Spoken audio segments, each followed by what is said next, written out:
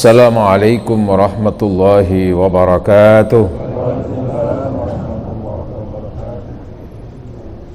Bismillahirrahmanirrahim. Alhamdulillahi rabbil alamin. Wassalatu wassalamu ala ashrafil anbiya wal mursalin wa ala alihi at-tahirin wa ashabihil mujahidin al-muqarrabin, amma ba'd. Faqad qala ta'ala a'udzu billahi minasyaitonir rajim. Innallaha ma'al ladzina taqaw wal ladzina hum muhsinun. Shadaqallahul adzim. Hadirin wal hadirat, hamba-hamba Allah jamaah salat subuh Masjid Raudhatul Jannah, sedaya ingkang dirahmati Allah, diberkahi Allah. Alhamdulillah, kita bersyukur rahmat Allah, nikmat Allah senantiasa dilimpah curahkan kepada kita. Sampai hari ini kita diberi panjang umur oleh Allah, kita diberi kesehatan oleh Allah, kita dilindungi Allah, dan alhamdulillah kita dalam keadaan beriman dan mendapatkan bimbingan Allah Subhanahu wa taala. Mudah-mudahan kita semua senantiasa dibarakahi Allah dan kita semua adalah calon-calon tetap penduduk surga. Amin. Amin Allahumma amin. Hadirin wal hadirat, lanjutan dari keterangan beberapa makalah yang ada di kitab Nasaihul Ibad karya Ibnu Hajar Al-Asqalani. Riwayat an Yahya bin Mu'ad radhiyallahu anhu, riwayat makalah disampaikan oleh salah seorang sahabat, Yahya bin Mu'ad radhiyallahu. Yahya menyampaikan nasihat, ma asallaha karimun, ora bakal maksiat marang Gusti Allah, karimun wong sing mulya. Artinya orang-orang yang mulia itu tidak akan melakukan kedurhakaan, kemaksiatan. Karimun maksudnya adalah ay hamidul fa'al, orang-orang yang terpuji perbuatannya. Wahuwa, dan orang-orang yang seperti itu adalah may yakrimu nafsahu, yaitu orang-orang yang memuliakan dirinya bittaqwa, dengan nilai-nilai ketakwaan, memuliakan dirinya dengan ketakwaan. Kalau di Al-Quran itu walibasut taqwa, pakaian ketakwaan, artinya menyelimuti dirinya dengan ketakwaan. Wabil ikhtirasi, dan dengan cara menjaga diri anil ma'asi, dari perbuatan-perbuatan maksiat. Menjaga diri dari perbuatan maksiat, semangat untuk melakukan amal kebajikan, lalu sebisa mungkin menjauhi aktivitas-aktivitas yang maksiat. Wala atharat dunya alal akhirah hakimun, dan tidak mengutamakan dunia, wala atharat dunya, dan tidak menomorsatukan dunia, ya, lebih mengutamakan dunia alal akhirah, dibanding dengan akhiratnya, hakimun, orang yang bijak. Kalau dimaknai lebih gampang, orang yang bijak itu tidak akan mengedepankan urusan dunia dibanding dengan akhirat. Jadi ukurannya dalam melakukan segala sesuatu itu adalah bagaimana akhiratnya. Itu yang pertama. Baru nanti kemungkinan kalau dari sisi dunia itu sesuatu yang bisa diperoleh, dipersilakan. Itu tentu sejalan dengan apa yang difirmankan Allah surat Qasas, Al-Qasas nggih. Wabtaghi fima ataqallahu darul akhirah. Apapun yang telah dianugerahkan oleh Allah untukmu di dunia itu, jadikan itu sebagai loncatan atau sebagai jembatan atau sebagai sarana. Jadi Al-Quran itu menetapkan dunia itu sebagai wasilah, sarana untuk mana? Untuk akhirat. Nah, ketika antara dunia dan akhirat tadi itu berbenturan dalam waktu yang bersamaan, maka tentu akan lebih mengutamakan akhirat. Nah, orang yang mengutamakan akhirat dibanding dengan dunia tadi itu, itulah orang yang bijak, hakimun, orang yang hidupnya penuh hikmah. Contoh, ya ketika lagi buka toko Pak, usaha dagang, kan ini kan dalam rangka mencari dunia Pak, walaupun itu juga nanti akhirat, tapi kan nomor sekian gitu. Terus krungu panggilan sholat, azan Pak, berarti azan itu kan untuk akhirat, untuk Allah.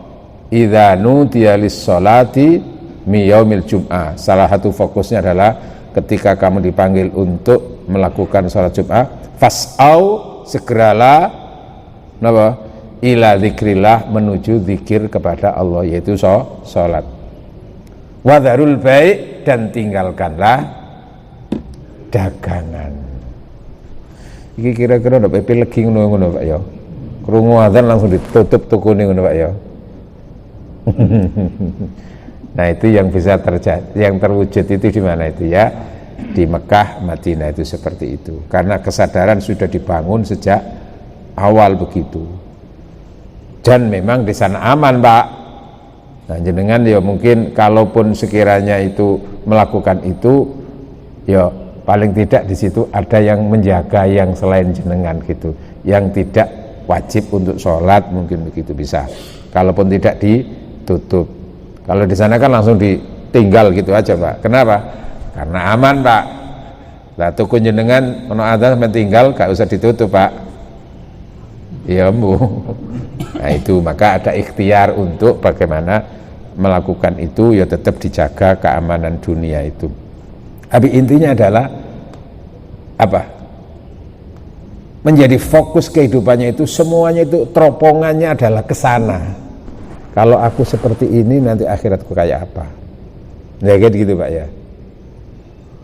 Kalau nanti begini, nah, ini dunia seperti ini, tapi nanti kalau ini hubungannya dengan akhirat.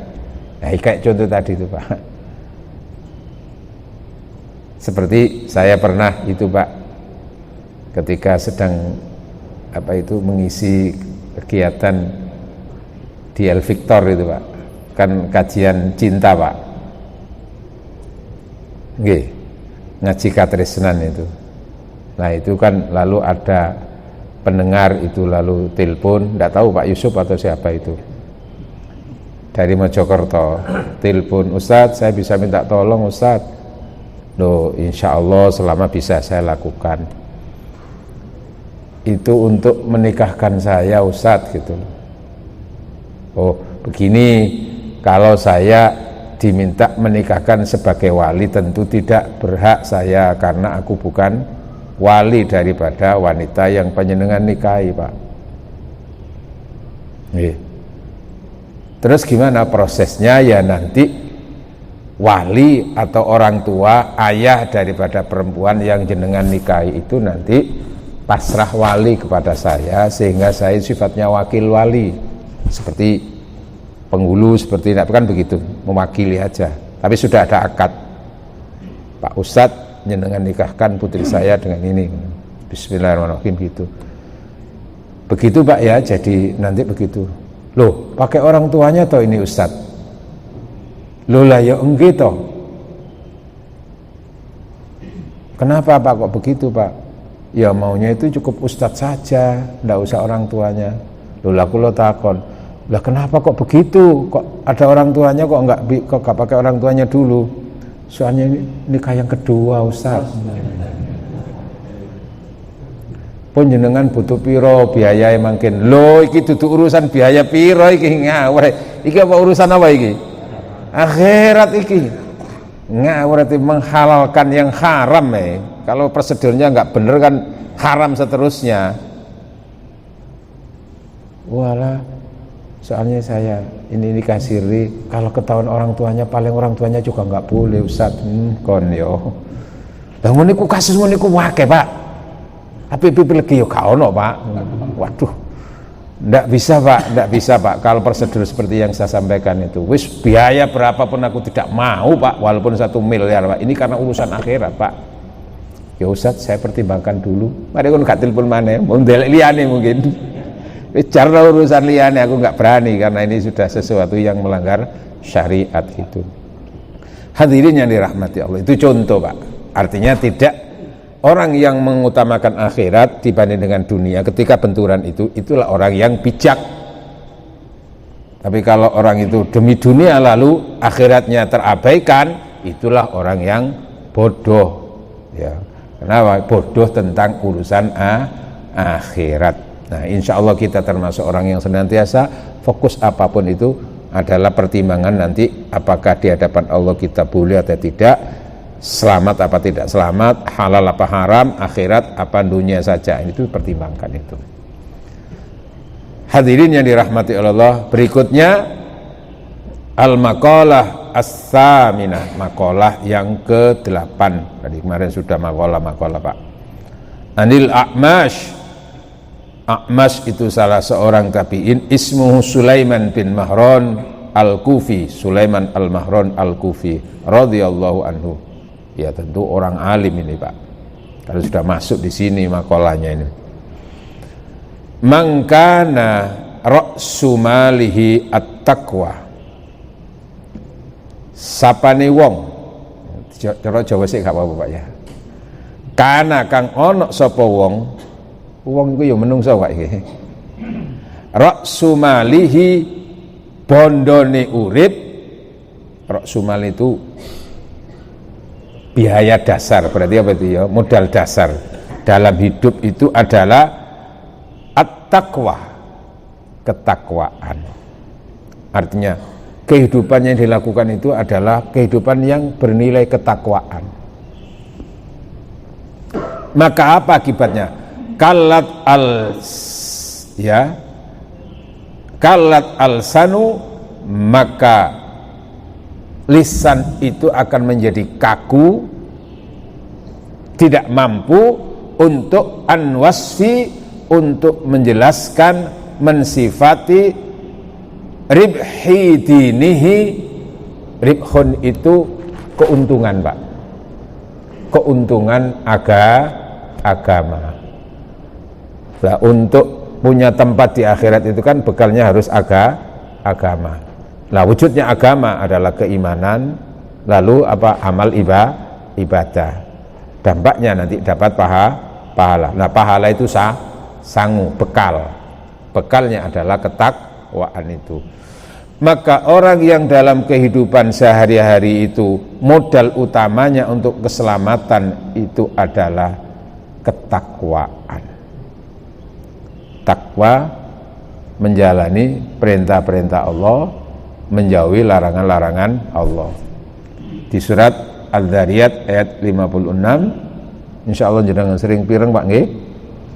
Wa ma khalaqatul jinna wal insa illa liya'budun. Aku tidak menciptakan jin dan manusia kecuali supaya beribadah. Maka sebisa mungkin hidup yang kita lalui itu bernilai ibadah, baik ibadah yang bersifat mahdhah, murni seperti sholat seperti ini, atau ibadah yang ghairu mahdhu, ibadah yang tidak murni. Napa Pak? Ya ada aspek sosial Pak. Seperti kayak ngaji ini kan sifatnya kan bukan mahdhu Pak, ngajinya ini Pak. Kenapa? Karena waktunya, modelnya, caranya kan tidak ditetapkan Rasulullah Pak. Terus setelah ngaji terus mangani barangnya kan gak no zaman Rasulullah Pak. Ini ada aspek ghairu mahdhu yang tidak murni Pak. Jadi aspek sosial, aspek manusia bisa mengelolanya gitu loh. Sing penting ki apa carane sing enak, sing garai jamaah iku akeh, terus dikai sarapan kan mboten napa-napa to Pak. Nah itu namanya ibadah-ibadah yang ghairu mahdhu, yang tidak murni seperti sholat, seperti puasa. Nggih. Seperti bekerja itu dalam Islam juga sebetulnya ya ibadah, tapi ibadah yang tidak murni, tapi tentu dengan mengelola hati, sampai nyambet gawe gaya apa tujuannya supaya oleh iki menghasilkan rezeki, karena mencari rezeki itu juga perintah Allah. Wabtahu min fadlillah, carilah karunia Allah. Lalu misalnya duit gaya apa? Nah ikan kan yogi biaya hidup, kayak makan, kayak ngini, kayak nyekolano ini, kayak belanjani bojo, terus nanti juga untuk sodako. Nyambung Pak akhirnya Pak. Kenapa? Berarti apa? Semuanya itu dikaitkan dengan ibadah. Semuanya dikaitkan dengan ibadah. Nah kalau seperti itu kehidupannya, maka nanti di hadapan Allah, kalau itu harus diceritakan dengan lisan apa yang diperoleh dari Allah, dari ketakwaannya itu, maka kalat nggak bisa berkata-kata. Saking apa nih Pak? Saking akei, saking gedene apa? Keuntungannya. Keuntungan apa? Keuntungan akhirat, keuntungan pahala. Nah memang untung ruginya dalam beribadah itu kan nggak langsung dirasakan sekarang seperti orang dagang tadi itu Pak. Kapan nanti tahunya itu? Mulai tahunya itu ketika nazak Pak. Diperlihatkan itu Pak nanti Pak. Nah, tapi karena ini yang dijadikan modal dalam kehidupan adalah ketakwaan tadi itu, maka di situ ketika diperlihatkan pahala, ketika diperlihatkan surga, wes kaiso mala airun laat wala udhunun samiat. Tidak pernah mata melihat seperti itu sebelumnya, tidak bisa dibayangkan sebelumnya. Wala udhunun samiat, telinga juga tidak pernah bisa mendengarkan bagaimana ungkapan-ungkapannya.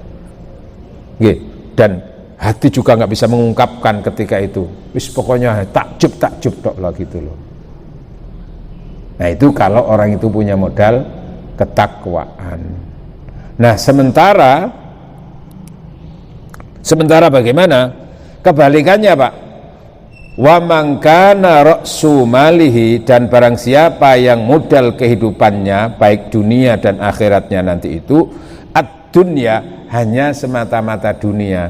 Jadi urip iku mek mikir donya tok. Sampai krono mikir donya tok, gak mikir akhirat, sampai ibadah ya gak gelem. Kalau umpamanya punya perusahaan, pabrik, itu apa? Yang penting itu menghasilkan keuntungan. Jangan sampai pernah ditinggalkan untuk bekerja, karena waktu adalah time is apa? Money, waktu. Sampai kadang-kadang ada perusahaan tertentu, pabrik tertentu melarang karyawannya itu sholat, melarang karyawannya sholat Jumat. Itu sekian menit sudah kehilangan aset berapa itu. Nah ngene iki gak kuat karyawan sing koyo ngene iku ya apa? Bablas, Pak. Ya wis gak apa-apa, sing penting dibayari lah. Tapi ana sing kuat apa imane? Ya Allah lah, aku koyo ngene iki, aku tujuane urip iku gak ndolek donya iki hanya sebagai perantara. Terus kok sampai intine modal utama hidup itu sholat ibadah nang Gusti Allah kok dilarang iki. Oh, wis gak iso, aku tak ndolek liyane wae. Ngoten, Pak. Nggih, Pak. Ngabad aja ini. Nah itu kenapa? Karena fokusnya orang itu yang punya perusahaan itu adalah gini. Saya sempat itu punya santri ngaji dulu, karena saya juga dulu itu ketika jadi mahasiswa itu ya modalnya itu ngajar-ngajar ngaji di masjid-masjid itu Pak. Ya rutin itu. Nah lumayan, saya masih pertama kali ketika ngajar itu 1 bulan itu bayarannya 14.000 Pak. Itu 1 bulan Pak, dipakai untuk naik bis atau apa itu, sampai saya langganan bis apa waktu itu. Ada pakai itu. Terus karena begitu banyaknya santri sementara saya sendirian, gak ngatasi Pak. Lalu saya ngajak teman mahasiswa yang adik kelas, tak ajak bantu. Ya aku tidak ngerepoti takmir. Terus akhirnya bayaran saya itu tak bagi 2 Pak, 7,5 Pak.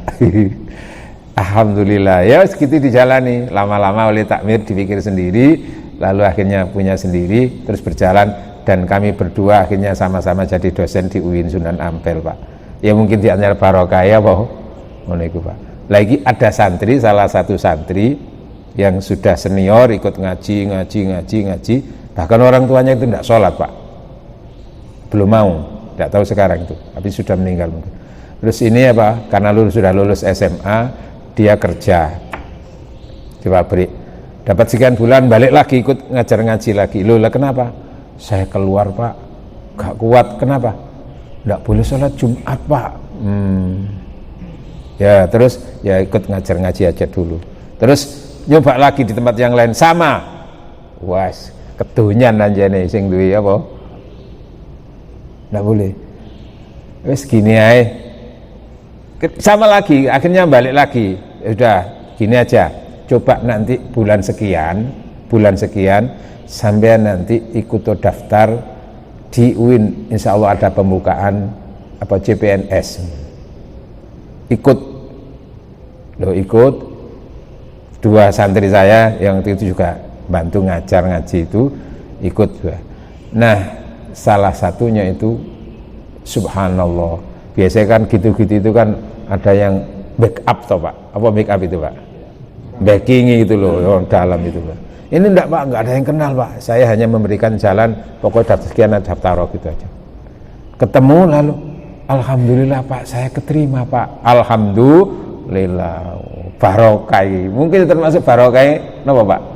Itu mau meninggalkan meninggalkan sesuatu yang haram. Karena kenapa? Kalau dengan itu lalu nggak sholat itu kan haram Pak, maka Allah menggantinya melalui yang halal. Alhamdulillah, anaknya juga sekarang sudah di UIN dua-duanya, dan sempat juga ngaji di pondok, saya yang ngajari. Walah barokah. Barokah ya barang siapa yang meninggalkan sesuatu karena itu haramkan, maka Allah akan menggantinya dengan yang halal. Barokah sampai sekarang, alhamdulillah. Contoh Pak, ya begitu. Dan balik, dan barang siapa yang modal kehidupannya itu adalah dunia saja tanpa akhirat, wis gak mikir akhirat blas, gak mikir agama, kalat, maka kebalikannya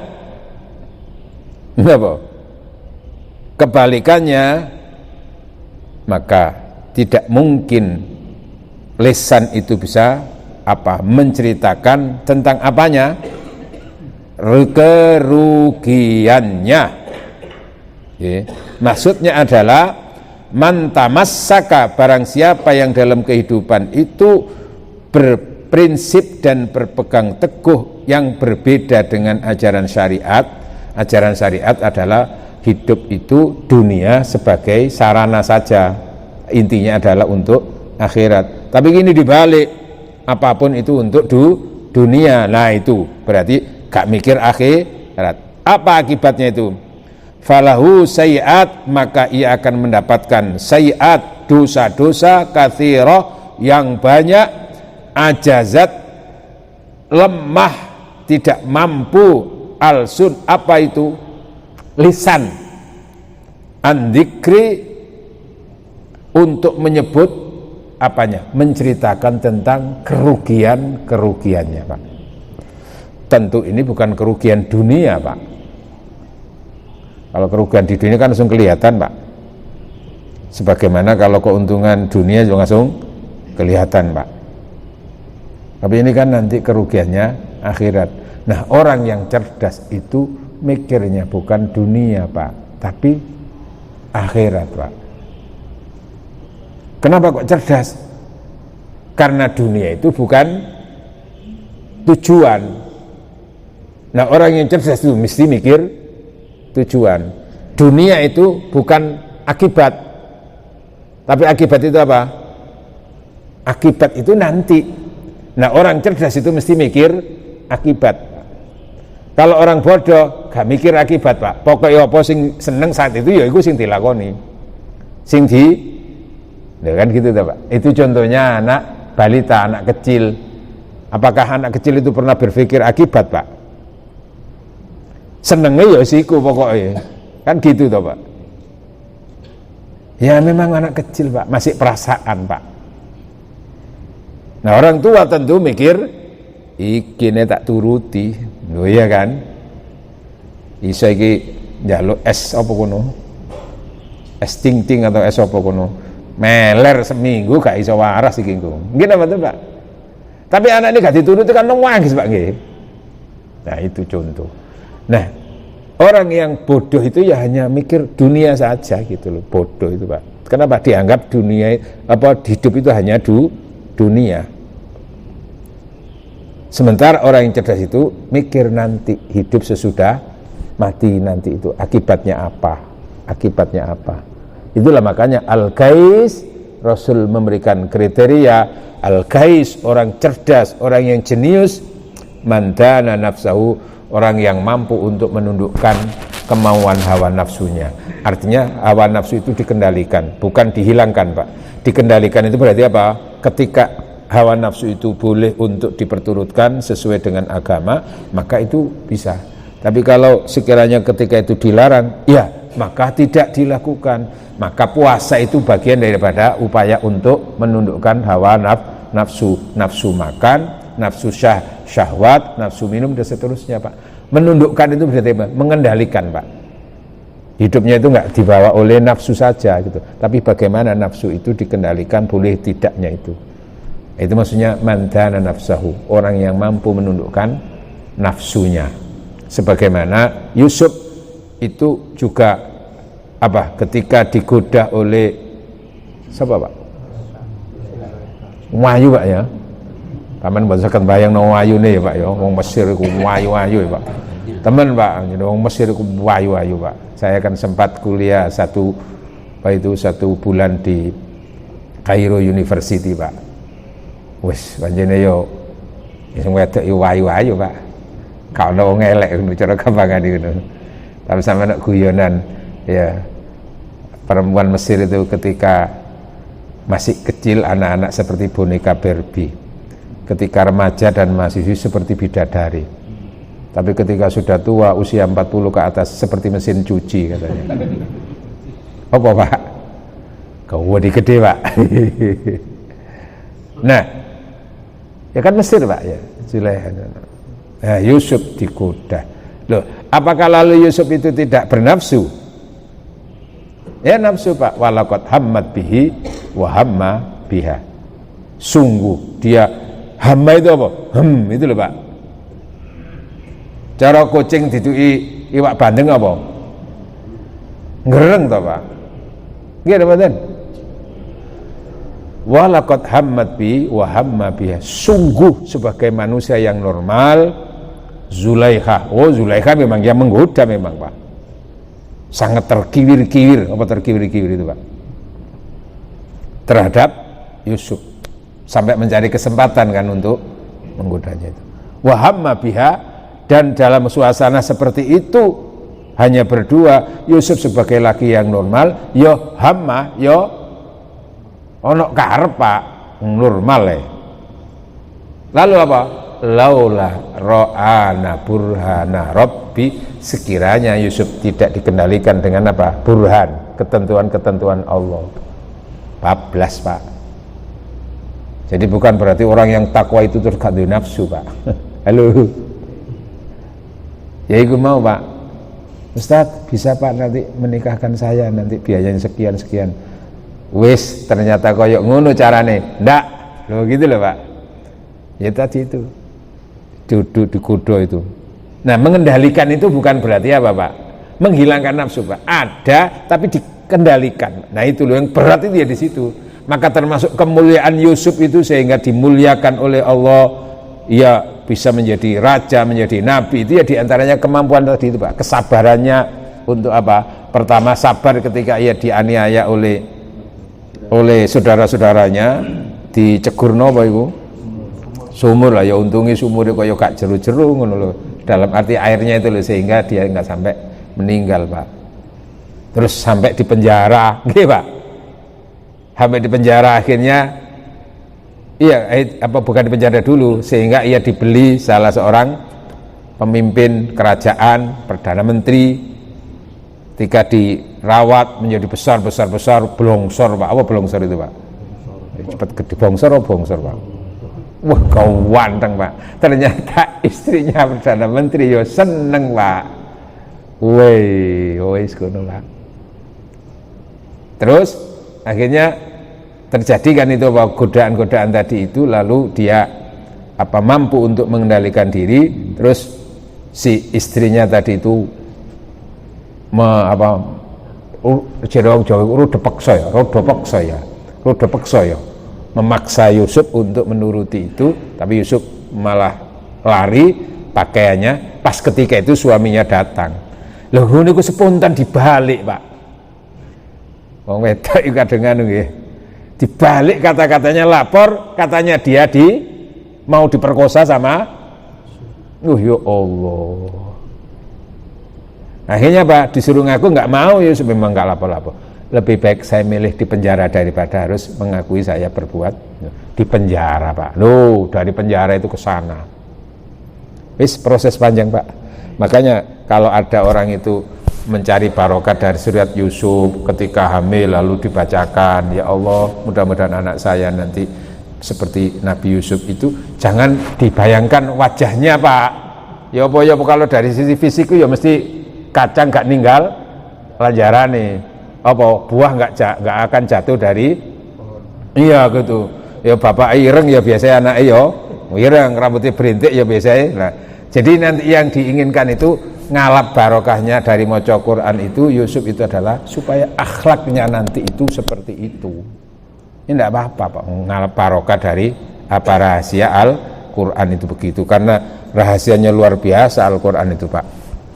Bukan hanya semata-mata dipahami, bukan semata-mata pahalanya. Makanya salah satu hamba Allah yang diberi kelebihan istimewa ketika Sulaiman, apa Pak? Ayyuhal mala'u, siapa di antara kalian yakti ini yang bisa menghadirkan bi arsyiha, arasnya, qabla ayyatuni, sebelum mereka para rombongan Ratu Balkis ke sini dengan tentara-tentaranya itu dalam keadaan berserah diri. Maka yang istimewa kan wa qala alladzi indahu ilmun minal kitab, ada salah seorang hamba yang menguasai rahasia Alkitab. Oh begitu Pak. Ya wis enggak apa-apa tadi ngalap barokah, ya Allah mudah-mudahan anak saya yang sedang hamil ini sedang dikandung nanti kalau lahir itu seperti Yusuf. Ojo dibayangno wajahnya Pak. Tapi tadi akhlaknya Pak.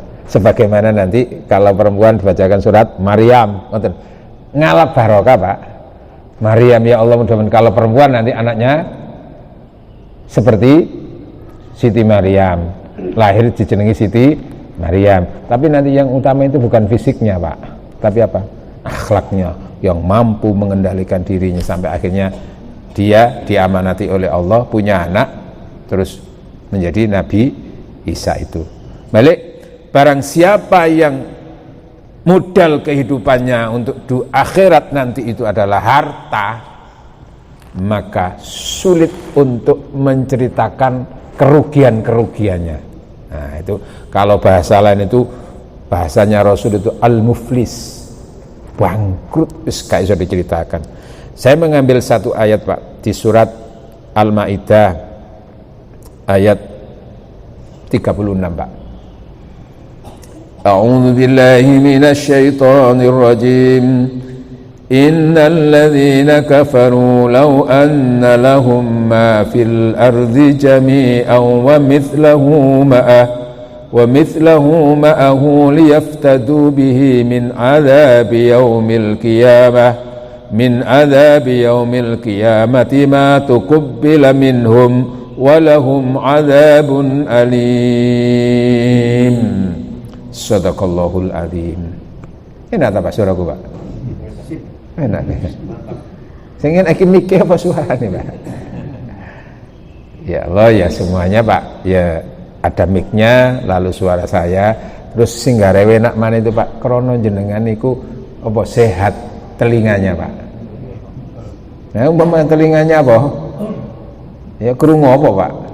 Nah di situ ya. Makanya nikmat Allah itu tidak tunggal Pak, mesti berkaitan. Panganan niku enak singgare iki yo dudu semata-mata panganan nih Pak. Ya apa nih? Krono lisane sehat, terus suasana Pak. Nah, aku maring ini kan suasana enak Pak, sarapan enak Pak, sehat Pak. Kita balik surat Al-Maidah ayat 36. Gambarannya kan berarti orang yang tidak beriman itu modalnya hidup itu hanya dunia saja. Sesungguhnya mereka yang kafir itu digambarkan lau anna lahum ma fil ardi jami'a wa mithlahu ma'ahu. Seandainya mereka menguasai dunia, saking sugih nih Pak, bahkan wa mithlahu ma'ahu, bahkan punya dunia lain dikuasai semuanya. Ya yes, contohnya barangkali zaman dulu itu Korun kan gitu ya, saking sugih nih Korun sampai kunci gudangi kekayaan itu di latanu bil usbah, itu apa, dibopong oleh apa, unta, kunci kono saking wakai ini. Sampai akhirnya gara-gara itu tenggelam.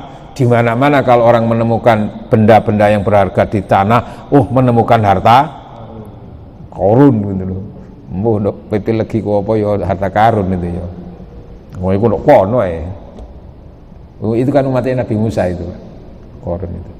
Loh, sampai digambarkan bukan seperti Korun, tapi semua dunia itu miliknya. Dan punya dunia yang lain saking sugih nih Pak ya, belawah. Lalu gimana itu? Liyaftadu bihi min adzabi yaumil qiyamah. Dengan dua dunia itu kekayaannya dipakai untuk menebus. Cara gamane nyogok malah malaikat. Nyogok supaya min adzabi yaumil qiyamah, bebas dari siksa hari kiamat. Lah wong donya kuwi teko Gusti Allah kok. Nah nek mati ya gak digawa. Malaikat ya gak butuh iku. Nggih, wong dia ya sudah ndak membawa lagi ketika mati, ditinggal semuanya. Terus dipakai. Itu gambaran apa, Pak? Kerugian yang nggak bisa dibayangkan itu. Kenapa? Karena orang hanya mengandalkan modal dunia. Kaya ya apa terus gara-gara kaya gak sholat, gak ibadah, wis mukon yo. Ma tuqabbala minhum, maka tidak diterima dari mereka itu. Walahum adzabun alim, dan untuk mereka tetap dapat siksaan.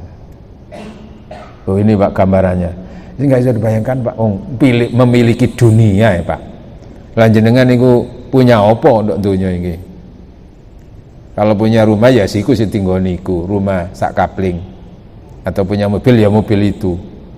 Kalau punya tabungan ya tabungannya ya mungkin terbatas Pak. Nah itu makanya kalau orang itu gara-gara melakukan korupsi, gara-gara melakukan apa? Penyimpangan anggaran negara terus sampai triliunan. Bayangkan Pak, saya tahu nyekel duit miliaran itu sering ya Pak ya. Iki triliunan Pak. Kalau nggih dereng nate Pak nyekel duit sak miliar itu Pak. Lagi triliunan. Nek urusan donya mungkin bisa disogok Pak nggih. Wis ngene Pak Hakim, iku sing aku hasilku sak triliun iku sampean tak bagi apa 10 M ae. 10 M ya Pak ya. Lumayan Pak ya. Kena gaya apa itu? Kena kerapi mana Pak? Dengan kan hakim yang pengadilan kan bisa kadang-kadang ngelulu Pak. Iya tapi ojo rame-rame. Iya bisa. Lah tapi kalau urusan malaikat, urusan akhirat, gaya apa? Makanya nggak mungkin lisan akan bisa menceritakan kayak tadi itu. Cuman ya itu nanti taunya ya nanti, Pak. Ya wis terus no. Jadi umpamanya kita juga punya teman, punya atau orang di kampung itu sudah diingatkan bolak-balik kok pancet ae. Ngoten niku sampeyan la haula wala quwata illa, ya sudah wis terserah Allah nanti mau bertindak apa. Akhirnya teman-teman mati Pak wonge, Pak. Ya wis. Akhirnya kon ya wis. Jare wong apa wis kadung ngwangkel kono. Kon ya modar kon ya. Wangel dikandani. Cuati luar biasa kan gitu ya Pak. Orang kalau sudah penjahat di tingkat kampung, tingkat kakap itu kalau mati kan orang barat mensyukurkan Pak. Apa mensyukuri ya? Makanya Rasulullah itu ketika mengomentari orang meninggal lewat jenazah diantarkan, terus Rasul waktu itu nggak ikut mengantarkan, lagi bersama dengan beberapa sahabat, terus kan komentar mustarih wa mustarah minhu, mustarih wa mustarah minhu. Kila, maka sahabat tentu bertanya-tanya, apa mustarih itu ya Rasul, apa mustarah minhu? Mustarih itu maksudnya orang yang meninggal itu nanti kalau sudah di kuburan, mustarih tinggal menikmati hasilnya, istirahat Pak, karena sudah nggak ada perintah lagi beribadah, tinggal menikmati hasil Pak.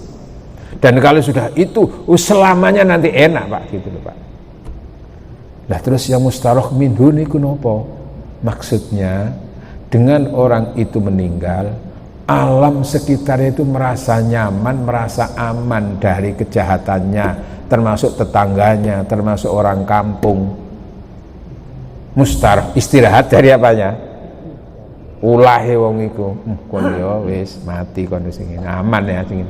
Pokoke ini sejak sik urip wis gak iso aman. Nah, nggih. Tapi iku nanti urusane mek malaikat.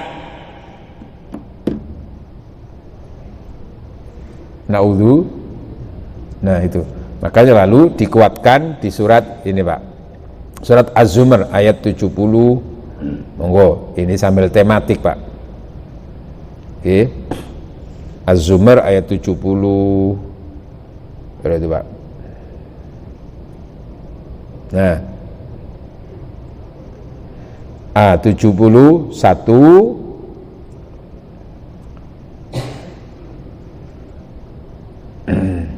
A'udzu billahi minasyaitonir rajim. Wasiqal ladzina kafaru ila jahannama zumara hatta idza ja'uha futihat abwabuha wa qala lahum hazanatuha. Saya ulangi lagi, saya teruskan. Wa qala lahum khazanatuha alam ya'tikum rusulun minkum yatluna 'alaikum ayati rabbikum wa yunzirunakum liqa'a yaumikum hadza qalu bala walakin haqqat kalimatul azabi 'alal kafirin. Shadaqallahul azim. Wasiqal ladzina kafaru, digiring apa? Ya digiring Pak. Kadang-kadang husyira juga begitu, digiring, ditundukkan. Tapi ini digiring siapa? Alladzina kafaru, orang-orang kafir. Gampangannya itu ya punya modalnya hanya dunia. Lah nek wis nang akhirat kan gak berlaku itu dunia itu. Mung ditinggal juga. Walaupun ada orang yang mati digawani apa? Koper iku dikai apa? Ndok kotak iku dikai emas itu. Sing senengane gitar dikai tambahan gitar ngono kono cek gitar ngono. Nah, digiringlah orang-orang kafir ila jahannam zumara, ke neraka jahannam zumara dalam keadaan bergelombang. Hatta idza ja'uha, sehingga mereka itu di depan neraka itu futihat abwabuha, dibukalah pintu jahanam. Wa qala lahum, dan berkata kepada mereka, siapa? Ya orang-orang kafir yang hanya mengandalkan dunia, nggak punya modal akhiratnya.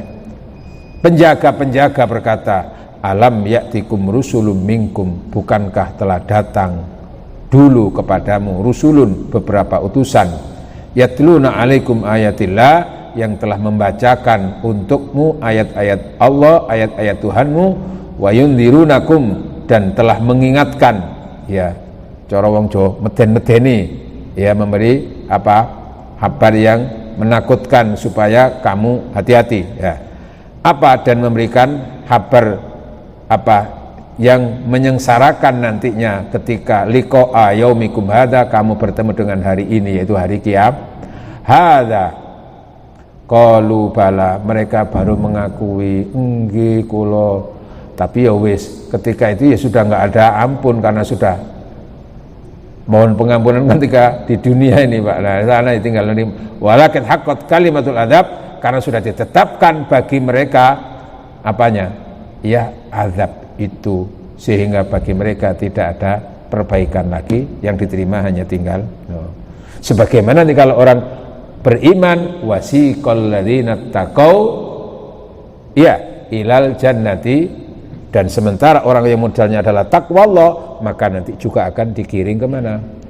Subhanallah. Nah, mudah-mudahan kita termasuk orang yang digiring ke surga, karena modal kita adalah takwa Allah, takwa kepada Allah. Karenanya kita setiap hari harus mengisi kartu akhirat, namanya kartu spiritual, itu adalah kartu mentari. Masih iling, Pak? Watazawwadu, berbekalah kamu untuk hidup di akhirat. Itu apa? Fatazawwadu, berbekalah kamu, fa inna khairaz zatit taqwa, sebaik-baik bekal adalah takwa. Wattaquni, dan takutlah kamu wahai manusia kepadaku, orang-orang yang cerdas, itu begitu. Nah, berarti setiap hari kita mengisi pulsa mentari, meningkatkan takwa setiap terus modal itu, supaya kita punya kartu simpati. Apa simpati? Simpanan amal tabungan untuk mati, simpanan amal tabungan akhirat. Nanti dibuka simpanan amal ibadah itu, masya Allah, alhamdulillah, maka kita akan dapat ridho Allah, namanya kartunya M3. Apa M3? Mencapai tujuan ridho ilahi. Fa amma man thaqulat mawazinu fahuwa fi 'ishatir radiyah. Kalau beli roti jangan lupa beli kurma. Kalau beli sepatu silakan ke Jakarta. Maksud hati ingin tetap bersama, namun waktu yang membatasi pertemuan kita. Insya Allah kita akan bertemu pada waktu dan gelombang yang sama di pemancar Raudhatul Jannah FM. Ustaz, ayat yang terakhir itu kan sebenarnya mereka baru percaya, yang Sumar tadi baru percaya, baru mengakui bahwa apa yang disampaikan di kitab suci atau peringatan-peringatan itu benar. Tapi ketika di dunia ini mereka nggak percaya. Ini kan sebenarnya ya sudah kita tahu lazim kayak begitu. Nah ini ketika mereka di sana, mereka benar-benar melihat memang kejadian itu ada. Sedangkan kita di dunia ini kan kadang-kadang nggak melihat. Misalnya contoh, ada orang yang nakal atau apalah, jahat apapun, dolim apapun, ya tetap hidupnya enak. Sedangkan yang orang yang santai baik pun juga kehidupannya juga nggak enak. Ini sehingga kadang melihat nggak kelihatan apa yang disampaikan itu kayaknya nggak benar itu. Maksudnya nggak. Ya, ini gimana ya Ustaz? Caranya bahwa kita itu benar-benar percaya kabar yang disampaikan sama orang-orang itu. Terima kasih Ustaz. Assalamualaikum warahmatullahi wabarakatuh. Mengimani sesuatu yang gaib. Nah, akhirat itu untuk kita sementara adalah masih sesuatu yang bersifat gaib, belum nyata. Tapi nanti mulai taunya yang nyata dan mengaku itu ketika sudah masuk kuburan. Alhaakumut takatsur, telah menjadikan kamu lalai. Apa takatsur? numpuk-numpuk dunia, gitu kan, fokus hanya dunia. Hatta zurtumul maqabir, sehingga kamu akan memasuki kuburan, maksudnya ya mati. Kalla, jangan begitu, saufa ta'lamun, kamu akan tahu. Ya tahunya nanti Pak, lah menyesalnya ya nanti Pak. Lah kita ini diajarkan oleh Rasulullah, ojo nunggu konek wis, loh gitu loh ya. Disitulah pentingnya orang itu belajar, diberitahu, memang belum nyata, tapi ketika nyata ya di situ. Sehingga untuk bisa seperti itu ya nabi-nabi itu sudah langsung ditunjukkan bagaimana gambaran surga, bagaimana gambaran neraka ini. Nah kita ini kan sebatas pengikut nabi, nggak punya kemampuan itu Pak. Ya sudah yakin itu, termasuk ayat ini Pak. Makanya lalu kita juga mengimani ayat-ayat Allah. Bapak, apa yang disampaikan di Al-Quran itu adalah keyakinan dan kebenaran. Maka kita Al-Quran itu bukan hanya untuk kita baca, tapi bagaimana isinya, petunjuk-petunjuk itu kita jadikan landasan dalam mengarungi kehidupan. Di situ Pak. Tapi kalau sudah hati kadung tertutup Pak, hati kadung sudah mati Pak, angel Pak.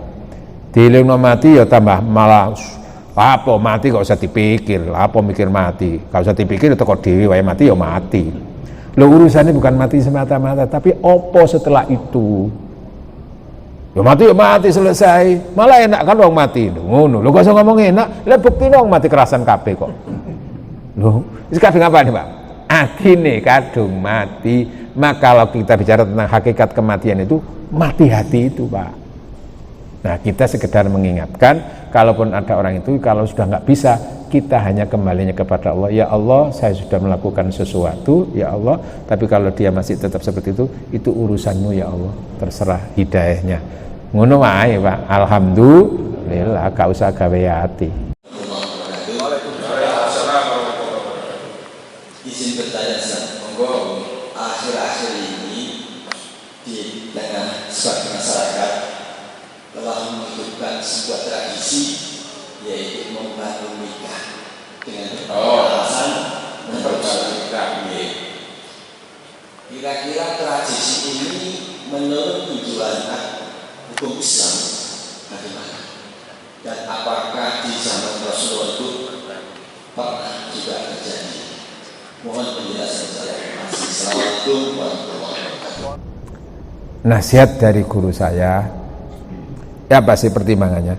Barangkali selama perjalanan rumah tangga sekian tahun, sekian bulan, ada masalah-masalah yang muncul yang kemungkinan tidak disadari bahwa sebetulnya apa yang dilakukan itu bisa memutus tali pernikahan secara hukum, atau termasuk kemungkinan ada hajat-hajat tertentu terus belum. Maka waktu itu guru saya menyarankan, saya waktu itu sudah 4 tahun belum punya anak gitu. Terus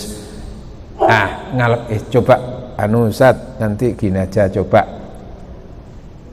toh prosedurnya sama, dalam arti apa ya, nanti ada pernikahan ulang, bukan berarti itu nanti batal pernikahannya, enggak gitu. Jadi nanti hikmah dari itu berharap nanti diperkuat dengan pernikahan, makanya bangun nikah tadi itu. Terus itu ya ada tetap siapa yang jadi walinya itu, terus kemudian ada mahar sebagian sesuai dengan ketentuan, pokoknya ada, terus nikah ulang kata begitu. Itu salah satu ikhtiar Pak, boleh tidak dilarang, boleh tidak dilarang, walaupun sebetulnya secara hukum tidak terjadi perceraian, bisa dalam rangka supaya nanti Allah barangkali mengabulkan hajat kita. Termasuk waktu itu saya sampai 4 tahun belum punya anak, salah satunya terus guru saya menyarankan coba membangun nikah, memperkuat sambil berdoa nanti alhamdulillah 2 tahun berikutnya baru punya anak. Alhamdulillah, temuannya itu wasilah Pak, ya artinya salah satu harapannya gitu. Nah itu enggak apa-apa Pak. Tapi kalau yang betul-betul sudah terjadi perceraian, maka nanti sifatnya bukan bangun nikah Pak, tapi nopo? Nikah ulang. Ada istilah rujuk, nanti ada istilah nikah ulang, bukan bangun. rujuk itu kalau terjadi perceraian belum habis masa iddahnya lalu kembali, itu rujuk boleh, cukup ada ikrar berdua, nggak usah wali, nggak usah itu. Tapi kalau sudah habis masa iddahnya kok baru ada kesadaran untuk kembali dan kebetulan dua-duanya belum menikah dengan yang lain, mau kembali tapi sudah di luar masa iddah. Iddah itu kan batasannya, mungkin kapan-kapan kita bicara tentang pernikahan Pak, nggak apa-apa ya. Itu juga bagian akhirat itu ya. Nah, mau kembali kayak kasusnya Agim Pak, itu kan teh nini ya. Ya ketika di Madu kan berjalan berapa bulan terus cerai kan Pak. Akhirnya Teh Rini yang jadi istri, kan Teh Nini sama Rini ya Pak ya, yang Rini yang muda itu berjalan perceraian itu 9 bulan, ternyata kembali lagi. Hakim kan akhirnya ketika kembali lagi itu bukan rujuk Pak, karena sudah lebih dari 4 bulan, maka nikah lagi. Tapi itu sudah statusnya janda pertama, sudah terlewati, berarti sudah pernikahan apa talak pertama sudah jatuh, maka ini menikah lagi Pak, boleh asalkan belum sampai perceraian yang ketiga dijalani. Itu namanya nikah lagi, nikah ulang seperti awal Pak, ya ono saksi ono wali gitu. Nah, kenapa terjadi perceraian? Nah, kalau sudah 3 kali cerai lagi sampai 3 kali, maka ketika itu haram untuk kembali lagi dengan cara apapun, kecuali dengan cara perempuan tadi itu menikah dengan laki-laki lain yang menikahnya bukan cara rekayasa. Artinya rekayasa apa? Aku kadung cerai ketiga mau balik ketun, ya apa iki carane? Cak, sama nagel ngerabi bojoku kok. Tak biayai. Mari ngono 3 wulan pegaten yo. Nah, itu namanya rekayasa cinta, Pak. Bahaya itu, Pak. Enggak boleh, Pak. Nah, di situ. Jadi enggak apa-apa, Pak. Mau monggo, enggak mau enggak apa-apa. Asalkan jangan jadikan itu syariat. Tapi sebagai ikhtiar aja, barangkali kita ada kekurangan-kekurangan, terus kita kuatkan dengan menikah itu, dan itu tidak membatalkan pernikahan yang pertama itu, Pak. Dan alhamdulillah itu salah satu ikhtiar seperti itu. Nggih, ngoten nggih? Ya, kalau membangun nikah itu ya seperti itu. Siapa yang jadi, kebetulan kalau saya waktu itu kakak nyonya tertua itu karena Abah sudah meninggal, terus ada disaksikan beberapa keluarga sebagai saksi, minimal 2 orang laki-laki kan, terus nanti kesepakatan berapa maharnya dibayarkan lagi. Ya udah, enggak apa-apa Pak, seperti nikah pertama. Terima kasih. Sekali ini terkait dengan pekerjaan di tempat disebutnya. Pekerja sulit tidak melaksanakan sholat dan termasuk sholat Jumat. Bekerja dengan bekerja tidak melaksanakan sholat, meninggalkan. Apakah hasil yang diperoleh oleh pekerja tersebut sebagian untuk urusan akhirat, misal untuk korban dan sebagainya, itu bagaimana? Apakah nyampe atau terima kasih. Ya, dalam Islam itu kan diajarkan kita membelanjakan harta itu adalah dengan cara yang halal. Nah, termasuk menghasilkan uang, menghasilkan itu tadi dengan cara yang haram, dengan bekerja lalu meninggalkan sholat, itu kan haram, tak? Maka bisa berdampak pada sesuatu yang haram. Nah, kalau hubungannya dengan apa? Hubungannya dengan dipakai untuk hasilnya dipakai untuk korban namanya gitu. Itu lalu Allah itu memberikan arahan di surat Al-Hajj, itu Allah menyatakan la yanalallaha luhumuha wala dima'uha walaki yanaluhut taqwa minkum.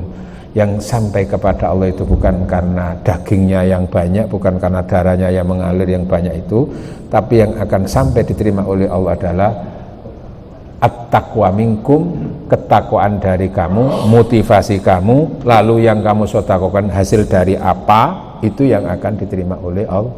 Kalau dari korupsi lalu dipakai apa? Cuci apa istilahnya? Cuci uang.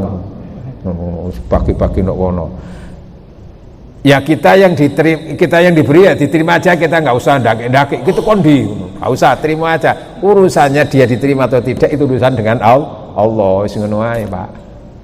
Nggih, Pak. Kecuali jelas-jelas dari hasil dia tadi korupsi judi terus iso. Iya, aku tuh kono. Nah, kalau gitu no jangan gitu ya. Ngoten Pak nggih. Mudah-mudahan kajian kita manfaat, diridhoi Allah Subhanahu wa taala. Nanti gak apa-apa lah, kapan-kapan kita punya tema yang lain apa perjalanan cinta suami istri antara dunia dan akhirat. Ngono Pak.